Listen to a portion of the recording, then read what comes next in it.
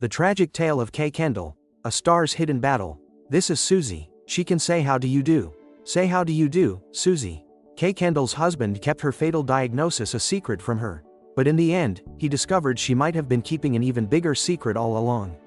Kendall was the 1950s British starlet who made a spectacular splash in Hollywood with Les Girls. Little did she know that her husband, Rex Harrison, was harboring a terrible secret from her, one that would cost her both her career and her life. A showbiz legacy. Justine Kendall McCarthy got her start far from Hollywood, in the stately Stanley House in Witherspoon, England. Born in May of 1927 in the coastal resort town, her father was Terry McCarthy, though his vaudeville audiences knew him better as Terry Kendall. Show business was simply the family business. But Terry wasn't the only member of Kay's family with a name in show business. In fact, he wasn't even the most famous one. Her paternal grandmother, Marie Kendall, was a legendary music hall comedian and actress.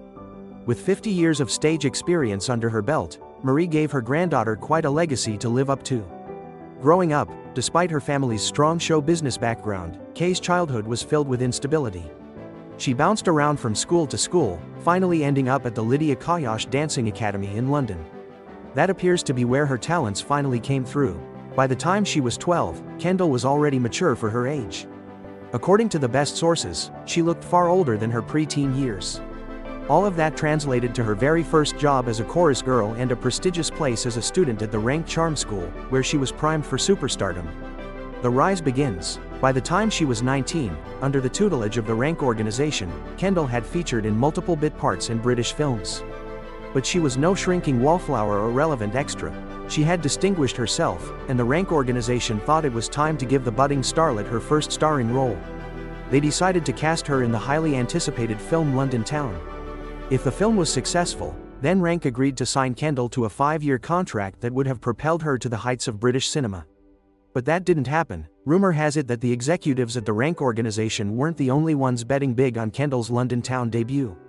The producers of the iconic 1949 film The Blue Lagoon were allegedly ready to offer Kendall the lead role if London Town proved successful.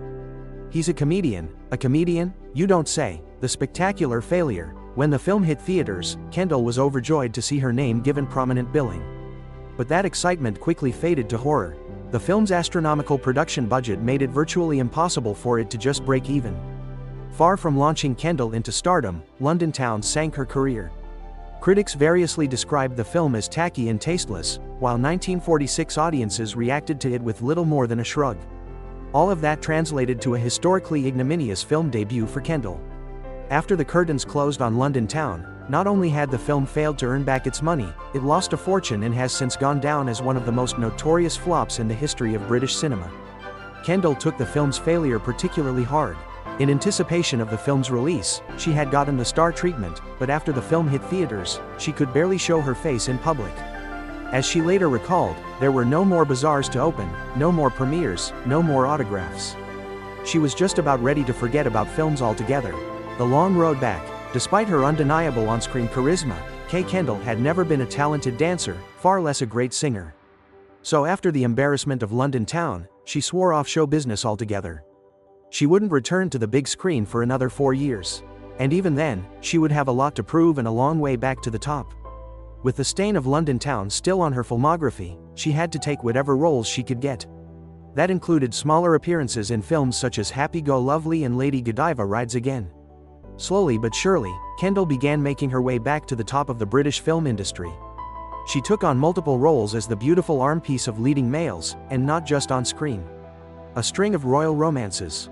She cleverly kept her name in the tabloids by stringing together a list of high-profile romances.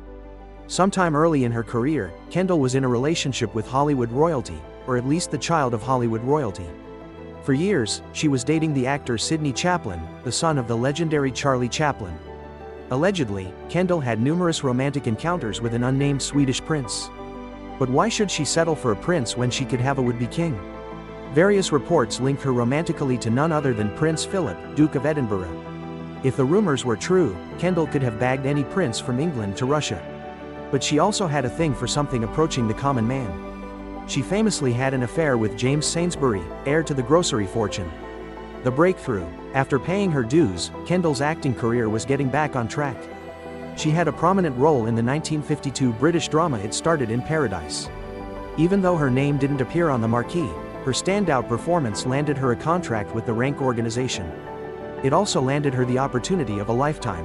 Her appearance in It Started in Paradise saw her land her first marquee role since the disaster of London Town.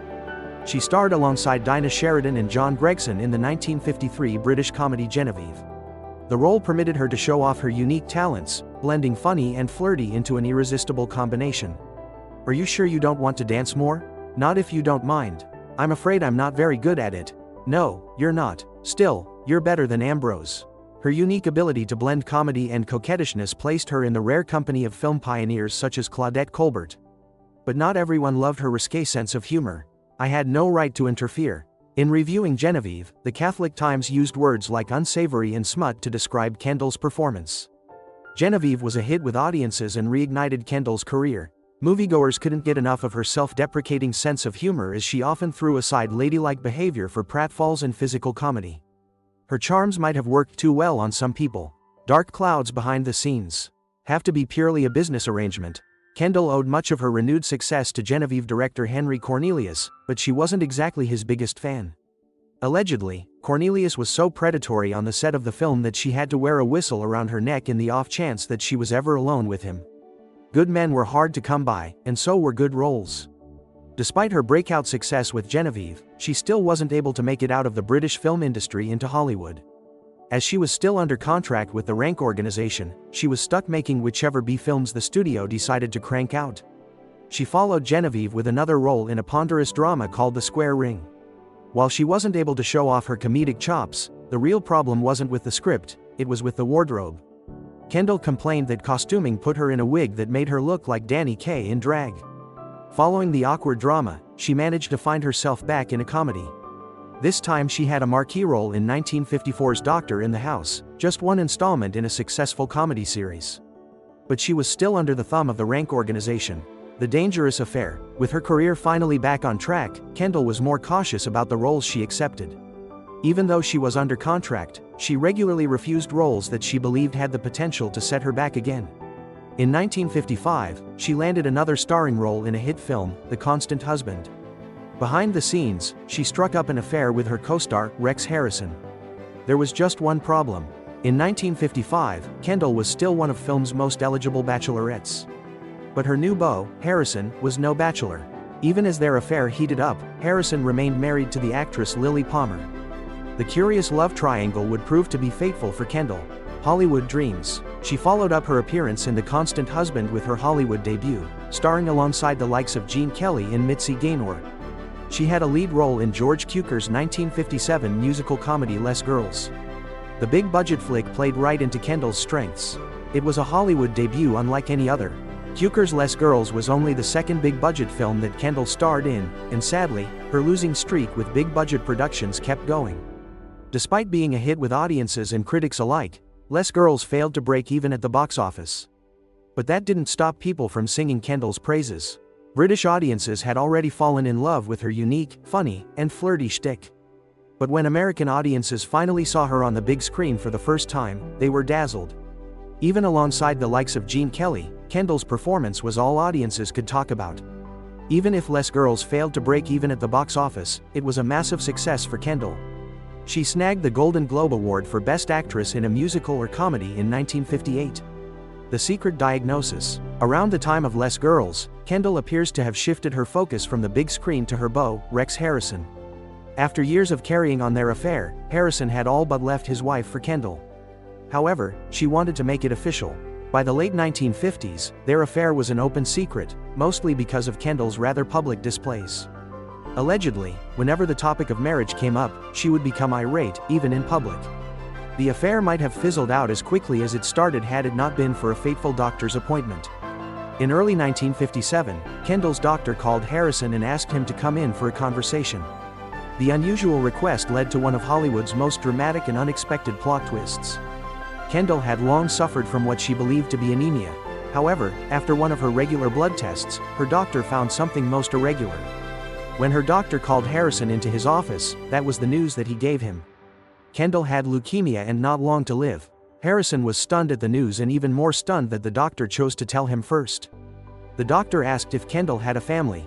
Harrison replied that Kendall only had a sister, Kim, but no family that she cared about. The doctor instructed Harrison that he was now responsible for Kendall's care, and above all, that he was not to tell her of her diagnosis. The ultimate deception. Inexplicably, Harrison agreed to keep Kay's terminal leukemia diagnosis from her.